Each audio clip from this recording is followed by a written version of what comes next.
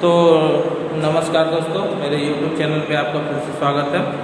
हमने कल देखा था कि ITI कितने साल का कोर्स होता है, उसकी क्या फुल फॉर्म होती है, किस पर्पस के लिए ITI किया जाता है, ठीक है, तथा उसमें कौन कौन सी बुकें आपको पढ़ाई जाती हैं, ठीक है। तो मेनली इलेक्ट्रीशियन और फिटर, तो इलेक्ट्रीशियन की हम बात कर लेते हैं। तो उसमें आपकी कौन कौन सी बुक होती है, आपकी इलेक्ट्रीशियन थ्योरी, उसके बाद works of calculation and science, उसके बाद एम्प्लॉयबिलिटी स्किल, उसके बाद आपका ड्राइंग और उसके बाद प्रैक्टिकल। यही आपका फिटर में भी होता है। फिटर में आपकी फ्यूटर थ्योरी हो जाती है, वर्क्स ऑफ कैलकुलेशन सेम रहता है, एम्प्लॉयबिलिटी स्किल सेम रहती है, उसमें आपका ड्राइंग चेंज होता है सेकेंड ईयर में जाके, और प्रैक्टिकल आपका चेंज होता है, ठीक है। तो आज हम देखेंगे पहले कि इलेक्ट्रीशियन ट्रेड के, ठीक है, इलेक्ट्रीशियन ट्रेड के सिलेबस जो क्या क्या है आपके फर्स्ट ईयर और सेकेंड ईयर में, उसको हम देख लेते हैं, ठीक है। तो देखिए यहाँ पे आपका पहला जो चैप्टर है इलेक्ट्रीशियन में, देखिए electrician theory syllabus first year का सिलेबस मैं बता रहा हूँ कि आपको क्या क्या फर्स्ट ईयर के अंदर पढ़ना है, ठीक है। तो पहला जो आपका चैप्टर है, देखिए introduction and electric safety precaution, ठीक है। मतलब आप इंट्रो कराएंगे और इलेक्ट्रिक सेफ्टी प्रिकॉशन जो होंगे उसको हम पढ़ने वाले हैं इस चैप्टर के अंदर, ठीक है।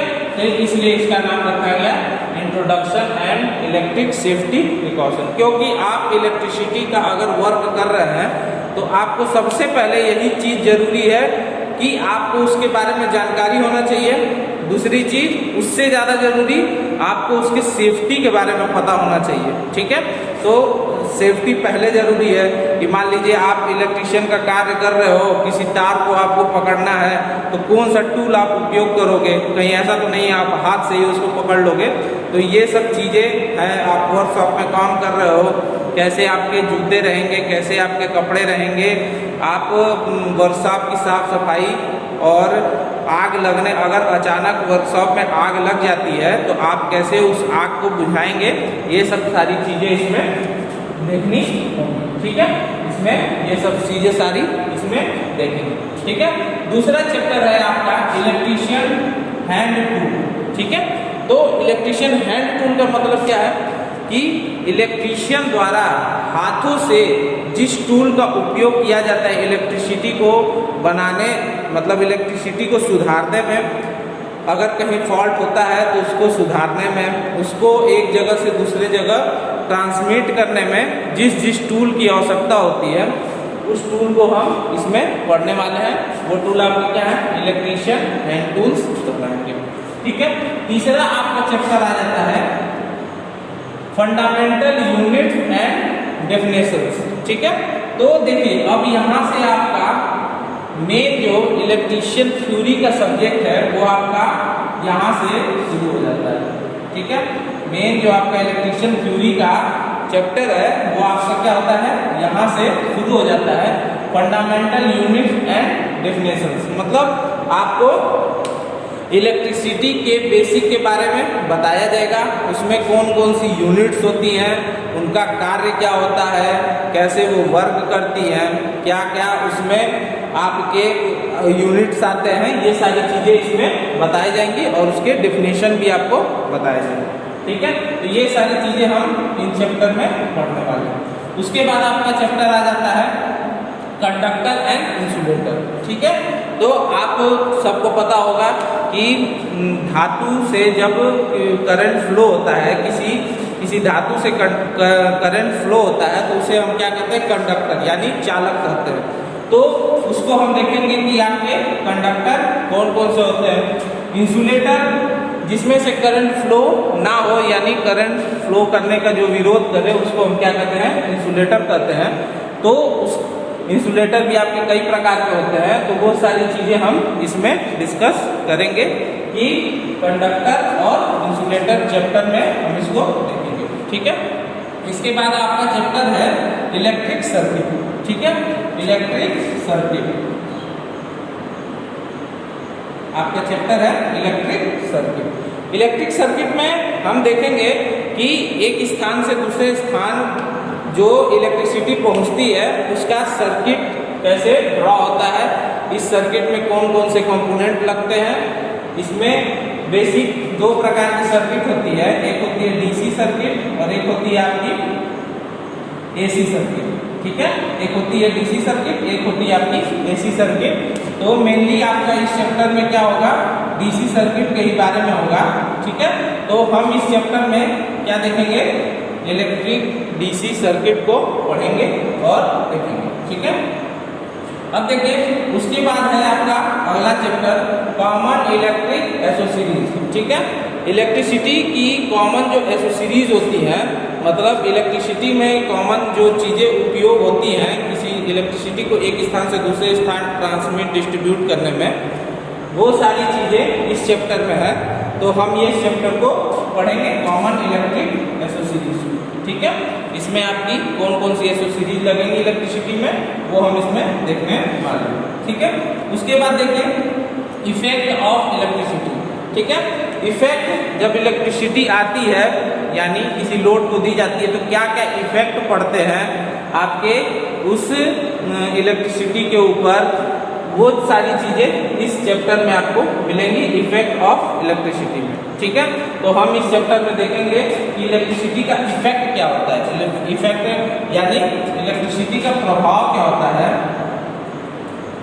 वो हम क्या करेंगे इस चैप्टर में देखने वाले हैं। ठीक है, इसके बाद सबसे इंपॉर्टेंट चैप्टर आपका मैग्नेटिज्म एंड इलेक्ट्रोमैग्नेटिक। ठीक है, देखिए कोई भी आपको जो मशीनें होती हैं, ठीक है, जो मशीनें आपकी होती हैं जैसे ट्रांसफार्मर ले लिया, डीसी मोटर ले लिया, एसी मोटर ले लिया, सिंक्रोनस मोटर ले लिया या अल्टरनेटर ले लिया, इन सब चीज़ों को समझने के लिए आपको इस चैप्टर को एकदम इम्पोर्टेंट समझना जरूरी है। ठीक है, इस चैप्टर को आपको एकदम जरूरी है समझना। जब तक आप इस चैप्टर को नहीं समझ पाएंगे, आप न ट्रांसफार्मर की वर्किंग समझ पाएंगे, ना आप जनरेटर की वर्किंग समझ पाएंगे, ना मोटर की वर्किंग समझ पाएंगे। तो ये चैप्टर आपको बहुत इम्पोर्टेंट होने वाला है।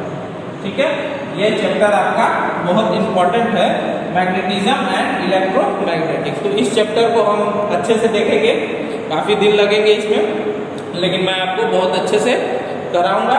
तो आप मेरे साथ मेरे चैनल पे बने रहिएगा, डेली आपके वीडियो मैं पोस्ट करता रहूँगा, छोटे छोटे वीडियो रहेंगे, ज़्यादा बड़े नहीं, कि आपको भी आराम से धीरे धीरे पढ़ें, आपको भी मज़ा आए, हमें भी मज़ा आए। तो आराम से आपके पास पूरे 1 साल है, तो 1 साल के अंदर हम टोटल 17 सब्जेक्ट 17 चैप्टर पढ़ने वाले हैं। तो आराम से पढ़ेंगे, कोई दिक्कत नहीं है।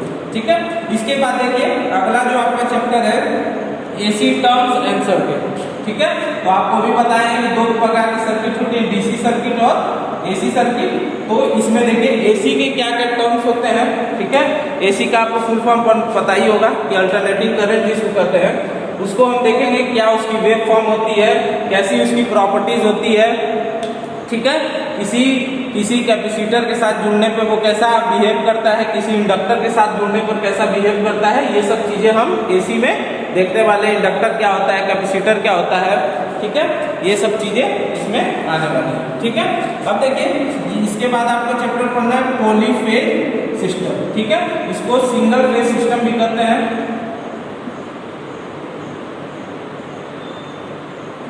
ठीक है, इसमें सिंगल फेज या डुअल फेज यानी डुअल फेज सिस्टम इसको कहा जाता है। ठीक है, तो इसमें हम इसको देखने वाले हैं कि घर के अंदर चाहे आप देखे होंगे कि आपके घर के अंदर जो सप्लाई आती है वो क्या होती है, सिंगल फेज भी होती है। बाकी आप देखे होंगे ट्रांसफार्मर के ऊपर जो सप्लाई आती है वो क्या होती है, 3 फेज होती है। ठीक है, बाकी जो बड़ी बड़ी मशीनें होती हैं उसमें क्या होता है, 3 फेज सप्लाई का उपयोग किया जाता है।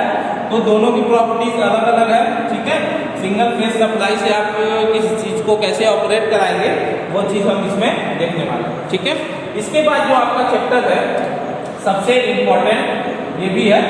ठीक है, देखिए इम्पोर्टेंट आपका ये भी है। ठीक है, ये भी आपका इम्पोर्टेंट है, मतलब मान के चलिए कि इसमें जितने आपके फर्स्ट ईयर में चैप्टर हैं वो सारे इम्पोर्टेंट हैं, आपको बहुत ध्यान से पढ़ना है तभी आप सेकेंड ईयर के सिलेबस को आराम से उसके चैप्टरों को समझ पाएंगे, वरना आपकी समझ में नहीं आएगा। ठीक है। दूसरा देखिए अर्थिंग। ठीक है, आप सभी को पता है कि अर्थिंग के बारे में जनरली हर जगह उपयोग किया जाता है। तो दो प्रकार की अर्थिंग होती है, प्लेट अर्थिंग और एक होती है पाइप अर्थिंग। ठीक है, तो बेसिकली हम इसमें देखेंगे कि अर्थिंग में कितना रेजिस्टेंस होना चाहिए, कितने लोड पे आप कितना रेजिस्टेंस को देंगे, ये सब चीजें हम इसमें डिस्कस करेंगे। उसके बाद देखिए आपका जो चैप्टर है वो क्या है, बेसिक इलेक्ट्रॉनिक्स। ठीक है, अब देखिए अब ये अलग पार्ट हो गया। ठीक है, बेसिक इलेक्ट्रॉनिक्स। ठीक है, ये पार्ट अलग है, लेकिन आप क्या है इलेक्ट्रिशियन के छात्र हैं, तो आपको इलेक्ट्रॉनिक्स जो चीजें होती हैं जैसे डायोड हो गया, ट्राइवोड हो गया, ठीक है, उसके बाद SCR हो गया, ये सब चीजें आपको बेसिक यानी जो चीजें 12 वोल्ट से नीचे ऑपरेट होती हैं उन चीजों को भी आपको जानकारी रखना जरूरी है। ये सब चीजें क्या आती हैं, बेसिक इलेक्ट्रॉनिक्स में आती हैं। ठीक है, उसके बाद आपका चैप्टर है देखिए वायरिंग। ठीक है, होम इंडस्ट्री। ठीक है, तो देखिए वायरिंग, इलेक्ट्रीशियन के अगर आप छात्र हैं, ITI आप कर रहे हैं, तो सबसे जरूरी चीज है आपको क्या आना, मतलब आप 2 साल के बाद पढ़ने के बाद अगर निकले तो आपको कम से कम वायरिंग का नॉलेज होना चाहिए कि आप अपने घरों की वायरिंग कैसे करते हैं, इंडस्ट्री में वायरिंग कैसे करते हैं, कितने लोड पे कितने mm का तार आप यूज करते हैं, ये सब चीजें क्या होती हैं कैलकुलेशन से निकल के आती हैं। तो ये सब चीजें किसमें है, वायरिंग में है। ये सब चीजें आपको किसमें पढ़ाई जाएंगी, वायरिंग में पढ़ाई जाएंगी जब ये चैप्टर आएगा। अब देखिए अभी क्या कह रहे थे, आपको DC जनरेटर, DC मोटर को समझने के लिए सबसे जरूरी क्या है, मैग्नेटिज्म एंड इलेक्ट्रोमैग्नेटिक सर्किट आपको बहुत जरूरी है, आप अच्छे से पढ़िएगा। ठीक है, तो देखिए उसके बाद इसी फर्स्ट ईयर में आपका ये भी चैप्टर है DC जनरेटर। ठीक है, तो इसमें हम देखेंगे कि DC जनरेटर क्या क्या किस सिद्धांत पे कार्य करता है, DC जनरेटर कैसे वर्क करता है, DC जनरेटर पे कौन कौन से आपके जनरेटर होते हैं, कितने टाइप से, कौन से जनरेटर पे लोड देने पे उस जनरेटर पे क्या इफेक्ट पड़ता है, ये सब चीजें हम इसमें पढ़ने वाले हैं। ठीक है, और देखिए यही इसका DC जनरेटर का ही जस्ट उल्टा क्या होता है, DC मोटर होता है, सारी प्रॉपर्टी सेम होती हैं, बस इसका समझिए कि ये क्या है, विलोम है, मतलब उल्टा है। तो ये दोनों चीजें मैं आपको एक साथ पढ़ाऊंगा, ये दोनों एक साथ आपको पढ़ा दूंगा, वर्किंग हर चीज आपको दोनों एक साथ पढ़ा दूंगा। ठीक है, उसके बाद देखिए अब अपने सबसे इम्पोर्टेंट चैप्टर है ट्रांसफार्मर। ठीक है, इसको आप बहुत अच्छे से पढ़िएगा।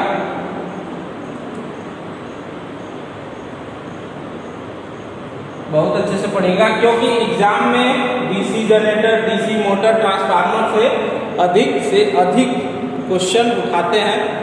ये हो गया, ये हो गया, इलेक्ट्रोमैग्नेटिज्म हो गया, बेसिक सर्किट, इलेक्ट्रिक सर्किट हो गया, AC टर्म सर्किट हो गया। ठीक है, बेसिक इलेक्ट्रॉनिक्स हो गया, ये सब चीजों से एग्जाम में सबसे ज्यादा क्वेश्चन बनते हैं। ठीक है, अगला देखिए आपका क्या है, इलेक्ट्रिकल इंस्ट्रूमेंट। ठीक है, तो फर्स्ट ईयर में आप देखेंगे इलेक्ट्रिकल में कौन कौन से इंस्ट्रूमेंट होते हैं, जैसे देखिए ampere meter, watt meter, volt meter, ठीक है, power factor metre.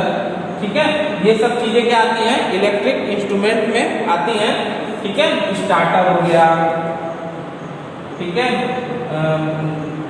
3 phase starter हो गया, ये सब चीजें आएंगी। तो हम इसमें पढ़ेंगे इलेक्ट्रिक इंस्ट्रूमेंट में क्या क्या चीजें हैं, वो चीज हम पढ़ने वाले हैं। ठीक है, तो ये सारे आपको क्या करने हैं, फर्स्ट ईयर में पढ़ने हैं। टोटल आपके 17 चैप्टर है, टोटल आपको 1 साल के अंदर इस 17 चैप्टर को इलेक्ट्रीशियन में अच्छे से पढ़ना है। ठीक है, देखिए आप अच्छे से पढ़ेंगे तो आपको नॉलेज होगी, आप अच्छे कंपनी में जाएंगे, आपका सिलेक्शन अच्छे कंपनी में होगा, आप गवर्नमेंट जॉब में भी तैयारी कर सकते हैं। लेकिन आप जब तक ये सब चीज़ें तैयार आपकी नहीं रहेंगी आप कुछ नहीं कर सकते। ठीक है, अब मैं आपको सेकेंड ईयर का चैप्टर दिखा देता हूँ, सिलेबस दिखा देता हूँ। ठीक है, तो सेकेंड ईयर का हम देख लेते हैं।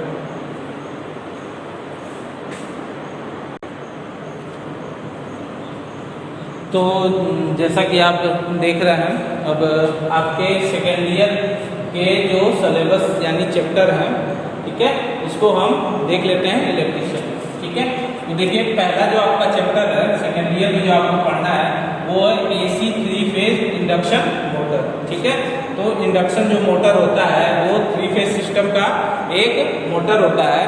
तो उसके बारे में हम देखेंगे कि AC 3 फेज इंडक्शन मोटर कैसा होता है, इसमें कैसी सप्लाई दी जाती है, कैसे वर्क करता है, कितना इसका रोटेशन होता है, रोटेशन पे क्या फ़र्क पड़ता है, इलेक्ट्रिसिटी का लोड का क्या फ़र्क पड़ता है, ये सब चीज़ें इसमें हम देखने वाले हैं। ठीक है, उसके बाद देखिए AC सिंगल फेज मोटर। ठीक है, इसके बाद AC सिंगल फेज मोटर। ठीक है, तो AC सिंगल फेज मोटर क्या होता है, आप घरों में जो मोटर उपयोग करते हो, ठीक है, जैसे वो पानी का मोटर हो गया, चाहे वो फैन हो गया, चाहे वो मिक्सी हो गया, वो सब चीज़ें क्या है AC सिंगल फेज मोटर होती है।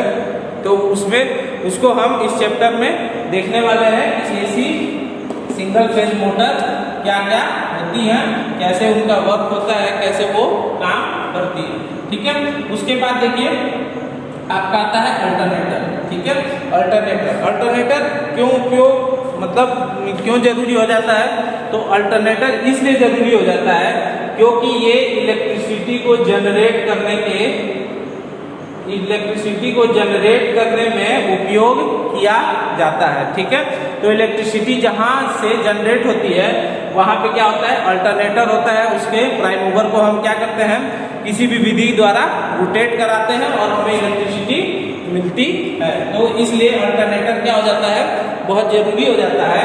इसीलिए आपको सेकेंड ईयर में ये पढ़ाया जाता है कि बेसिक चीजें आप पहले सीख जाइए, उसके बाद आप अल्टरनेटर के बारे में सीखेंगे। ठीक है, उसके बाद देखिए आपका जो आता है सिंक्रोनस मोटर। ठीक है, इस सिंक्रोनस मोटर को क्या कहा जाता है, कांस्टेंट स्पीड मोटर भी कहा जाता है। तो इस सिंक्रोनस मोटर के बारे में हम पढ़ने वाले हैं इस चैप्टर में कि उस पर लोड देने पर क्या इफेक्ट पड़ता है, उसका VH कर्व कैसा होता है। ठीक है, उसका लोड और क्या कहते हैं, लोड और करंट का कर्व कैसा होता है। ठीक है, एक्साइटेशन देने पे क्या होता है, अंडर एक्साइटेशन देने पर क्या होता है, ये सब चीजें हम इसमें सिंक्रोनस मोटर में पढ़ने वाले हैं। ठीक है, अब देखिए अगला जो आपका चैप्टर है AC to DC कन्वर्जन। ठीक है, तो AC से DC कन्वर्जन में क्या होगा, आपकी जो AC लाइन है, ठीक है, आपको कहीं कहीं इंडस्ट्री में DC की जरूरत पड़ती है किसी मशीन को ऑपरेट कराने में, तो आपको DC सप्लाई तो जनरेट करके मिलेगी नहीं। ठीक है, आपको जरूरत है DC की, तो आप क्या करोगे, उस AC से क्या करोगे, DC में कन्वर्ट करोगे, फिर आप क्या करोगे, अपने उपयोग में लोगे। तो इसलिए ये चैप्टर भी आपको क्या हो जाता है, जरूरी हो जाता है। ठीक है, उसके बाद आपका इंपॉर्टेंट चैप्टर है वाइंडिंग। ठीक है, जिसको कहते हैं, ठीक है, वाइंडिंग। ठीक है, तो वाइंडिंग क्यों जरूरी है, क्योंकि भाई आपको पता है कि कोई भी मोटर जब रोटेट करता है वो किसके सपोर्ट से रोटेट करता है, वाइंडिंग के सपोर्ट से रोटेट करता है। इसी वाइंडिंग से क्या होता है, उसमें फ्लक्स जनरेट होते हैं, इलेक्ट्रोमैग्नेटिक फ्लक्स जनरेट होते हैं, जो क्या करते हैं, उस रोटर को घुमाने का काम करते हैं। ठीक है, तो वाइंडिंग इसलिए जरूरी होती है। ठीक है, वाइंडिंग भी आपकी कई प्रकार की होती है, तो इस चैप्टर में हम क्या करेंगे, उस वाइंडिंग को देखेंगे कि आपकी कौन कौन सी वाइंडिंग होती है, किस लोड में कौन सी वाइंडिंग हमको करनी चाहिए। ठीक है, उसके बाद आपका चैप्टर आ जाता है इल्यूमिनेशन। ठीक है, इल्यूमिनेशन का मतलब क्या है कि आप किसी बल्ब से कितनी रोशनी प्राप्त हो रही है, यही सारी चीजें इसमें इल्यूमिनेशन में पढ़ाई जाती हैं कि किसी भी बल्ब से हमको कितनी रोशनी प्राप्त हो रही है, वहाँ पे किस बल्ब का हम उपयोग करें, कितनी हमें रोशनी चाहिए, ये सब चीज़ें इस चैप्टर में होंगी। कौन कौन से बल्ब होते हैं, कैसे कैसे उपयोग होते हैं, ये सब चीज़ें इसमें आती हैं। ठीक है, इसके बाद देखिए control panel, elements and protective system in electrical machine. ठीक है, देखिए सबसे जरूरी है, आप कोई अगर इंडस्ट्री में काम कर रहे हो, ठीक है, तो इस इंडस्ट्री में क्या होता है, बहुत बड़ी बड़ी मशीनें लगी रहती हैं। ठीक है, तो उन मशीनों को कंट्रोल करने के लिए एक कंट्रोल पैनल होता है। ठीक है, और उस पैनल में ही प्रोटेक्टिव सिस्टम उसका लगा होता है कि कभी बाई चांस मान लीजिए हाई वोल्टेज आ जाए या आप अधिक लोड दे दें तो वो मशीन खराब ना हो। अगर वो मशीन खराब हो जाएगी तो आपको क्या करना पड़ेगा, कास्ट ज़्यादा पे करना पड़ेगा। तो इसलिए कंट्रोल पैनल और प्रोटेक्टिव सिस्टम उसमें लगाया जाता है कि अगर बाई चांस उसमें करंट की वैल्यू ज़्यादा हो गई या आपने ज़्यादा लोड दे दिया या किसी कारण वो शॉर्ट सर्किट हो गया तो वो मशीन बच जाए और ये प्रोटेक्टिव सिस्टम उसको बचा ले। तो ये सब चीज़ें हम इसमें पढ़ने वाले हैं। ठीक है, उसके बाद देखिए इलेक्ट्रिकल अप्लायंसेस। ठीक है, क्या क्या इलेक्ट्रिक एनर्जी से क्या क्या चीज़ें चलती हैं, वो सारी चीज़ें क्या आएंगी, इलेक्ट्रिक अप्लायंसेस में आएंगी। तो उस चैप्टर में हम क्या पढ़ेंगे, इलेक्ट्रिक अप्लायंसेस को पढ़ेंगे। ठीक है, उसके बाद आपका चैप्टर है कन्वेंशनल और नॉन कन्वेंशनल इलेक्ट्रिसिटी जनरेटर। ठीक है, तो इस चैप्टर में बेसिकली क्या चीज़ है कि आप इलेक्ट्रिसिटी, ठीक है, किस किस चीज़ से पैदा करते हो। देखिए इलेक्ट्रिसिटी पैदा करने मतलब जनरेट करने की बहुत सारी विधियाँ हो सकती हैं। आप सौर ऊर्जा से कर सकते हो, पवन ऊर्जा से कर सकते हो, टाइड्स एनर्जी से कर सकते हो। ठीक है, मैकेनिकल काइनेटिक एनर्जी से कर सकते हो। ठीक है, उसके बाद आप स्टीम से कर सकते हो। तो बहुत सारी चीज़ें होती हैं, तो वो सब चीज़ें इसमें आने वाली हैं। इस चैप्टर में हम वो सब चीज़ें पढ़ेंगे। अब देखिए आपके इलेक्ट्रिशियन थ्योरी का लास्ट चैप्टर जो है वो है ट्रांसमिशन एंड डिस्ट्रीब्यूशन। ठीक है, लास्ट चैप्टर है। आपने इलेक्ट्रिसिटी जनरेट कर ली, पहले तो आप इलेक्ट्रिसिटी के बेसिक जाने, बेसिक जानने के बाद आपने बेसिक कंसेप्ट को क्लियर किया। उसके बाद आपने 3 फेज मोटर बनाया, अल्टरनेटर बनाया, उससे आपने क्या किया, कैसे वो बिजली किस रूप से किस रूप में कन्वर्ट होगा उसको देखा। ठीक है, उसको बचाने के लिए प्रोटेक्टिव सिस्टम क्या लगते हैं वो देखा। फिर वो कैसे कैसे उपयोग होते हैं, मतलब कैसे बिजली का उत्पादन किया जाता है वो देखा। उसके बाद जो मेन चीज आ जाती है, उस बिजली को क्या करना, ट्रांसमिट करना और डिस्ट्रीब्यूट करना। ठीक है, तो ट्रांसमिट करना मतलब जनरेटिंग स्टेशन से लेके, ठीक है, सब स्टेशन तक आप बिजली को क्या करते हो, ट्रांसमिट करते हो। ठीक है, और उस सब स्टेशन से लेके आप किसी के घर तक, यानी घर के ट्रांसफार्मर तक उस बिजली को क्या करते हैं, डिस्ट्रीब्यूट करते हो। तो ये सब चीज़ें इसमें आने वाली हैं। हम कल से लेक्चर को स्टार्ट करेंगे। ठीक है, आपका जो पहला लेक्चर है इसमें उसको हम स्टार्ट करेंगे कि प्रोटेक्शन सेफ्टी क्या होता है, उसको हम कल से स्टार्ट करेंगे। तो आज का वीडियो यही समाप्त करते हैं। आई होप आपको समझ में आया होगा। तो वीडियो को लाइक करिए, शेयर करिए, कमेंट करिए और अपने दोस्तों तक भी पहुंचाइए।